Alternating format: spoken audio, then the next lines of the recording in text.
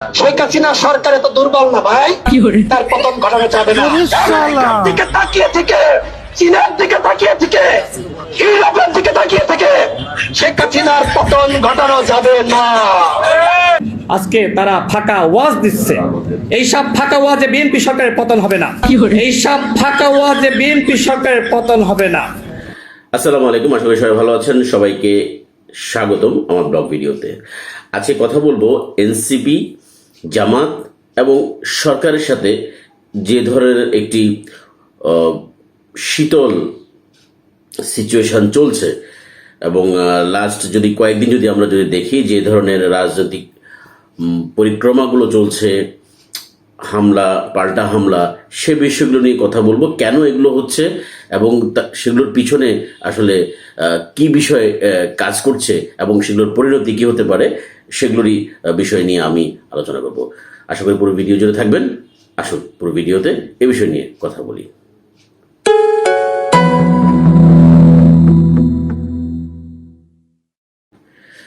আমি যদি এক মাসের একটা লিস্ট বের করি, জামাত, এনসিপি এবং সরকারি দল বিএনপি, এই তিনজনের মধ্যে এক ধরনের শীতল হাওয়া চলছে। কেন আমি বললাম শীতল হাওয়া চলছে?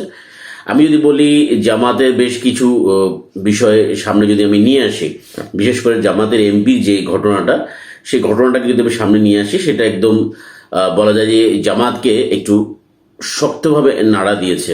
হ্যাঁ, এবং জামাতকে কিছু বলার জন্য যে উপাদান দরকার সরকারি পক্ষের বা তাদের বিরোধী পক্ষের, সেগুলোর একটা ভালো যোগান কিন্তু তারা পেয়েছে। এখন আমার প্রশ্ন হচ্ছে, সেম জিনিসটা তাদের অপোজিশন মানে বিএনপির কাছে এটা কমন বিষয়। সিলেট 6 আসনের যেই এমপি রয়েছে তারও এই ধরনের কিছু ভিডিও বের হয়েছিল, কিন্তু সেগুলো বিএনপি কিন্তু তার ব্যাপারে কোনো স্টেপ নেয়নি। পরক্ষণে জামাত কিন্তু 24 ঘন্টার মধ্যে তাকে দল থেকে বহিষ্কার করেছে এবং তার এমপি পদ বাতিলের জন্য বা সংসদ বা স্পিকারকে তারা জানিয়েছে। তো সেই বিষয়টা কিন্তু একদম পরিষ্কার, জামাত তার জায়গাটা পরিষ্কার করেছে, কিন্তু বিএনপি কিন্তু সেই জায়গাটা পরিষ্কার করেনি। এবং শুধু সেটা নয়, বিএনপির এমন আমি যদি বলি হাজার নেতা কর্মী বলতে পারি আমি, যারা কিনা এই ধরনের কর্মকাণ্ডের সাথে জড়িত আছে। হয়তো কিছু বের হচ্ছে, কিছু বের হচ্ছে না। সে জায়গায় আমি যদি বলি এমপি পর্যায়ে যদি হয়ে থাকে, সেগুলো কিন্তু কোনো স্টেপ বিএনপি নেয়নি। কিন্তু আবার এই বিএনপি জামাতকে নিয়ে, জামাতের এগুলো নিয়ে মোটামুটি তাকে মোটা দাগে একটি ফ্রেমিং করে ফেলেছে। তো এখন বিষয়টা হচ্ছে, আপনি কাকে ফ্রেমিং করবেন, কাকে ফ্রেমিং করবেন, এটা রাজনীতিক একটা দোলাচল বলা যায়।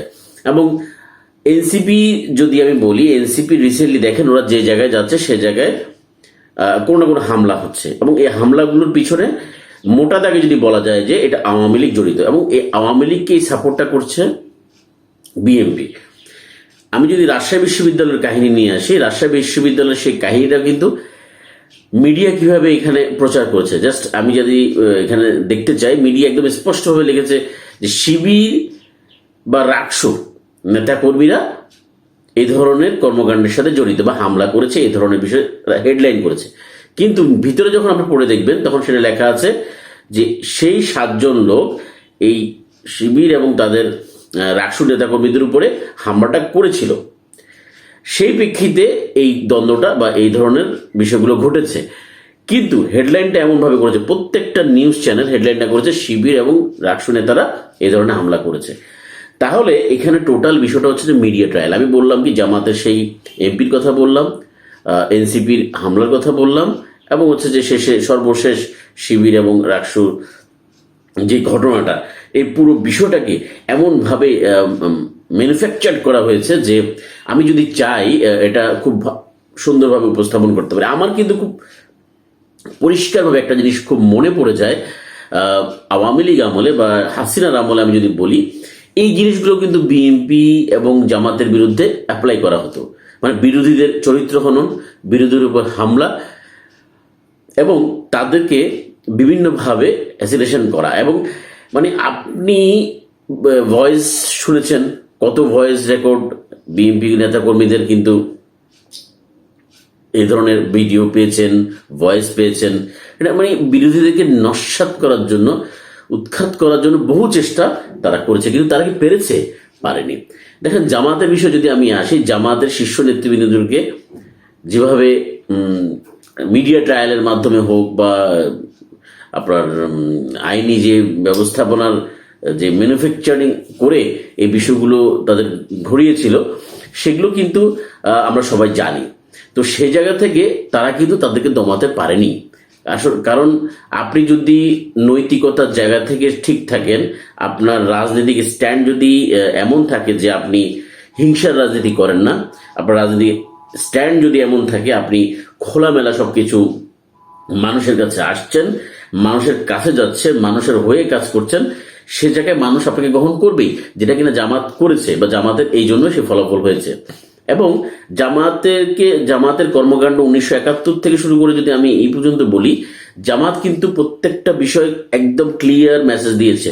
তারা কেন 71-এর বিরোধিতা করেছিল পাকিস্তান ভাঙার ব্যাপারে, সেটা কিন্তু তারা বারবার পরিষ্কার করেছে।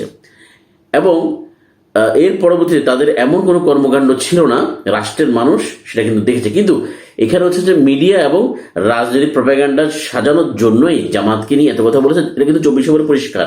আপনারা যদি একটু মিলিয়ে দেখেন, 71-এ জামাত এটা করেছে, জামাত এটা করেছে, যেটা এখনো অনেকে বলে এটা করেছে, কিন্তু বাস্তব অর্থে কি জামাতের আপনি এগুলো খুঁজে পাবেন? দলিল দস্তাবেজ যদি খুঁজে পাবেন না, ইতিহাস খুঁজেন পাবেন না। কিন্তু এই জিনিসগুলো কিন্তু ছড়িয়েছে এবং বর্তমানে জামাতের সাথে সেই প্রপাগান্ডার আরেক কিছু অংশ জড়িত হচ্ছে এবং হওয়ার মাধ্যমে হচ্ছেটা কি, এটা পরিষ্কার হচ্ছে যে জামাতের সম্পর্কে আগে যে কথাগুলো বলা হতো সেগুলা সত্যতা আসলে ছিল না। এখনো যে বিষয়গুলো বলা হচ্ছে সেগুলো সত্যতা নেই। আমি একটা এক্সাম্পল হিসেবে আপনাদেরকে যদি বলি, যেমন দেখেন, বিএনপি চাঁদাবাজি করে, এটা সকল এটা সত্য কথা। কিন্তু তারা সেই চাঁদাবাজিটাকে তাদের নেতাকর্মীরা জাকাত এবং হাদিয়া অথবা বায়তুল মাল যেভাবে হোক না কেন তারা এক্সপ্লেন করার চেষ্টা করে। তাদের কিন্তু লজিক নেই, জাকাত কি জিনিস তারা জানে না, হাদিয়া কি জিনিস তারা জানে না, বাইতুল মাল কি জিনিস। বাইতুল মাল বলতে বোঝে অর্থ বিভাগ। জামাত সেটাকে অর্থ বিভাগকে বাইতুল মাল বলে। প্রত্যেকটা সংস্থা, প্রত্যেকটা প্রতিষ্ঠান যেটাই বলি না কেন, প্রত্যেকটা একটা অর্থ বিভাগ থাকে। তো তারা বাইতুল মালটাকে বলা হচ্ছে যে তারা চাঁদাবাজি করছে। কার সাথে চাঁদাবাজি করছে? আমি আমার সংগঠন করছি, আমি যদি আমার সংগঠনের টাকা দিই, আমি স্বইচ্ছায় আমি সংগঠনের টাকা দিই, তাহলে এটা চাঁদাবাজি হতে পারে না। এটা হচ্ছে আমি চাঁদা দিয়ে আমার সংগঠনটাকে শক্তিশালী করছি। আমার যে অ্যালাইমনে থাকে বা যারা সিনিয়র্স থাকে তাদের থেকে বা যারা ব্যবসায়িক প্রতিষ্ঠান, তারা নিজেরা নিজ উদ্যোগেই তারা এটা দিয়ে থাকে। এটা হচ্ছে যে স্বাভাবিক, এটা হচ্ছে যারা সমর্থন করে তারা করে। বিএনপি সমর্থন করে, বিএনপি নিজে টাকা দিয়ে সব রাজনীতি করুক, কোনো সমস্যা নেই। কিন্তু এটা হচ্ছে চাঁদাবাজি, যেটা হচ্ছে আরেকজন থেকে টাকা নিয়ে এসে তুমি নিজের পকেট ভারী করছো। তাহলে তুমি তো দল চালাচ্ছ না, ওই টাকা দিতে তুমি, তোমাকে যদি কোনো বড় প্রতিষ্ঠান অথবা কোনো বড় ব্যবসায়ী টাকা দেয় সেটা ওকে, কিন্তু সেটা তুমি দল চালাচ্ছ। কিন্তু তুমি দলের নাম ভাঙিয়ে টেম্পু স্ট্যান্ড অথবা বাজার অথবা মাজার যাই হোক না কেন তুমি দখল করে তুমি সেখান থেকে ব্যক্তিভাবে যে টাকাটা নিচ্ছ, সেটার সাথে তুমি জামাত এবং শিবিরের যেই প্রসেস অর্থ সিস্টেমটা সেটার সাথে মিলাচ্ছ এবং সেটাকে জায়গা বিভিন্নভাবে বিকলাঙ্গভাবে বিকৃতভাবে তোমার উপস্থাপন চলছে বিএনপি নেতা কর্মীদের। তো আমি যে বিষয়টা বলার চেষ্টা করছি যে এই যে পরিক্রমা চলছে 1 মাসে, সেটার পরিণতিটা কি হবে। আমি এই যে বিষয়গুলো এতক্ষণ বললাম, সেম জিনিসটা কিন্তু শেখ হাসিনা করেছিল এবং তার পরিণতি কি হয়েছে, যে আমি 2-1টা বিষয় আপনাদেরকে বললে পরিষ্কার বুঝে যাবেন। 71-কে বিক্রি করে শেখ হাসিনা যে কর্মকাণ্ডগুলো করেছিল, সেই কর্মকাণ্ডর পরিণতি বাংলাদেশের মানুষ অপছন্দ করেছে এবং সেটার পরিণতি শেখ হাসিনা ভোগ করছে। সেম একই 71-কে নিয়ে আপনি 71-কে নিয়ে আবারও সেম রাজাকার, যুদ্ধ অপরাধী, এইসব যেগুলো মানে মানুষ খায় না সেগুলো বারবার বলছেন। এবং যে চাঁদাবাজির কনসেপ্টটা, দুটো কনসেপ্ট, একটা হচ্ছে স্বইচ্ছায় নিজের দলকে দেওয়া, আর একটা হচ্ছে যে আমি দলের নাম ভাঙিয়ে আমি আমার পকেট পুরো করছি। দুটো কি এক বিষয়? অবশ্যই না। আপনি দলকে দেন, যদি আপনি তাই করেন, দলকে এনে দেন, সে দলকে তো আপনি দিচ্ছেন না, দিচ্ছেন নিজে খাচ্ছেন। আপনি যদি ওটাও মিলাই, আপনি ওর থেকে নিয়ে এসে দলকে দেন, আপনি দলকে দিচ্ছেন না, তো আপনি নিজে খাচ্ছেন। তাহলে দলকে দেওয়া আর নিজে খাওয়া বা নিজের নেতা কর্মীকে 500-1000 টাকা দিয়ে বা সিঙ্গারা সমুচা খাওয়াইয়া যদি রাখতে পারেন, সেই চাঁদাবাজি আর আমি আমার দলের জন্য দলকে ফান্ডিং করছি, সেটা যদি এক হয়, তাহলে এটা আপনাদের মুখস্থ বিদ্যা ছাড়া আর কিছুই নয়। মানে বলার জন্য বলা, বিরোধিতা করার জন্য করা। আপনারা কোনটার সাথে কোনটা মিলাতে হয় সেটা কিন্তু বলতে পারবেন না। আপনাদের লজিক নেই। আপনার লজিক ছাড়া বলে ফেলেন মুনাফেকের দল, বেঈমানের দল, মিথ্যাবাদী দল, কিন্তু প্রমাণ করতে পারবেন না কোনটা মুনাফেক, কোনটা মিথ্যা বা কি। এই বিষয়গুলো কিন্তু আপনারা প্রমাণ করেন নাই, কোনোদিন করেন নাই। শুধু ফাঁকা বুলির মতো ছড়ায় ছিড়ায় রাখছেন। যেমন আমি একজনের কথা বলি, রাশেদ তো এখন মোটামুটি রাশেদের বেশ কিছু ক্লিপ বেরোচ্ছে, শেখ হাসিনাকে মা ডাকা এবং শেখ হাসিনাকে পতন করা যাবে না, সম্ভব না, এই ধরনের বহু বয়ান শোনা যাচ্ছিল। এখন যে বিষয়টা হচ্ছে, পরিণতিটা ভয়াবহ হতে যাচ্ছে। বিএনপির প্রতি আমাদের একটা সফট কর্নার ছিল জাতীয়তাবাদের চিন্তা চেতনার দিক থেকে, সফট কর্নার ছিল ইসলামের প্রতি তাদের সহমর্মিতার দিক থেকে, ইসলাম প্রতি আওয়ামী লীগের মতো আগ্রাসী নয়। থার্ড বিষয় হচ্ছে যে ভারত ঘেঁষা নয়। ভারত ঘেঁষা না হওয়ার জন্য বিএনপিকে যথেষ্ট ধন্যবাদ আমি দিতে পারি। তবে তারেক রহমানের দূরদর্শিতা যদি থেকে থাকে, তার নেতাকর্মী বা সে স্বয়ং তার বিরোধীদের ব্যাপারে যেসব শব্দ চয়ন করেছে, সেটা রাজনৈতিক শব্দ চয়ন নয়। যদি বাংলাদেশকে সত্যিকার অর্থে আমরা এগিয়ে নিয়ে যেতে চাই, বিএনপিকে আমার দরকার, জামাতকে আমার দরকার, এনসিপিকে আমাকে দরকার, বাকি যে দলগুলো আছে আমার দরকার। আওয়ামী লীগ অবশ্যই রাজনীতি করতে পারবে, কিন্তু তারা রাজনীতি করার মতো যদি কোনো চেহারা দেখিয়ে থাকে, তারা দেশের মানুষের জন্য যদি চিন্তা করে থাকে, তারা রাজাকার, যুদ্ধ অপরাধী, স্বাধীনতা, 71 এই শব্দগুলোকে মীমাংসিত আউটসাইড বাংলাদেশের রাজনীতি যদি করতে চায়, ভারতীয় বয়ানের জায়গা থেকে বের হয়ে আসতে পারে, তাহলে তারা রাজনীতি করবে। তারা ওখান থেকে বসে হুমকি, কেটে ফেলবে, মেরে ফেলবে, এই দিন নয় আরো দিন আছে, শেষ করে ফেলবে, মেরে ফেলবে, এই ধরনের শব্দগুলো ব্যবহার না করার জন্য, যদি না করে মানুষের রাজনীতি, জাতীয়তাবাদের রাজনীতি করতে পারে, তাহলে আওয়ামী লীগ রাজনীতি করতে পারবে। আদারওয়াইজ বাংলাদেশের মানুষ এমন রাজনীতি, হুমকি ধুমকি রাজনীতি আর পছন্দ করে না। আমি আবারও সে জায়গায় বলছি, বিএনপি যে কর্মকাণ্ডগুলো করছে as like it is Awami লীগের মতো, তাহলে এই কাজগুলোর পরিণতি কিন্তু খারাপ হবে। মানুষ বোঝে আপনারা মিডিয়া ট্রায়াল করছেন কোনটা, মিডিয়াকে ব্যবহার করে বিরোধীদের বিরুদ্ধে কি করছেন, হামলা করছেন, বোমা মারছেন, এগুলো কিন্তু মানুষ বোঝে।